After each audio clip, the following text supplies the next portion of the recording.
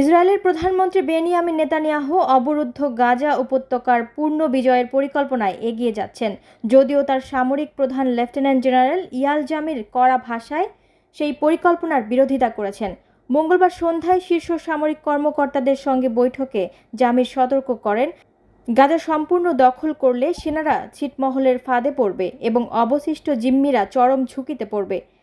জামির আরও জানান, এর ফলে সেনাবাহিনীর ওপর চাপ বাড়বে, যা ইতিমধ্যে রিজার্ভ বাহিনীর মধ্যে হতাশা ও ক্লান্তির মুখে রয়েছে।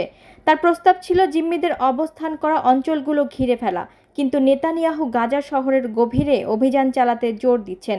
বিষয়টি ইসরায়েলের রাজনৈতিক ও সামরিক নেতৃত্বের মধ্যে ক্রমবর্ধমান মতবিরোধের প্রতিফলন। যেখানে সেনাবাহিনী কূটনৈতিকভাবে যুদ্ধের অবসান চায়, নেতানিয়াহু ও তার ডানপন্থী সরকার হামাসকে ধ্বংস করার লক্ষ্যে সর্বোচ্চ সামরিক পদক্ষেপ নিতে চায়। ইসরায়েল দাবি করছে তারা ইতোমধ্যেই গাজার ৭৫% এলাকা নিয়ন্ত্রণে এনেছে, তবু গাজা শহরসহ অন্যান্য অঞ্চলে নতুন করে প্রবেশের পরিকল্পনা করছে সরকার। তবে জামির হুঁশিয়ারি দিয়েছেন, গাজার সম্পূর্ণ দখল আইডিএফকে দীর্ঘমেয়াদী সংকটে ফেলতে পারে। জাতীয় নিরাপত্তা মন্ত্রী ইতামার বেন গভীর দাবি করেন, জামির যেন রাজনৈতিক নেতৃত্বের সিদ্ধান্ত অনুসরণ করেন। অন্যদিকে বিরোধী দলীয় নেতা ইয়ার ল্যাপিড গাজা দখলের পরিকল্পনাকে ভয়াবহ ভুল বলে মন্তব্য করেছেন।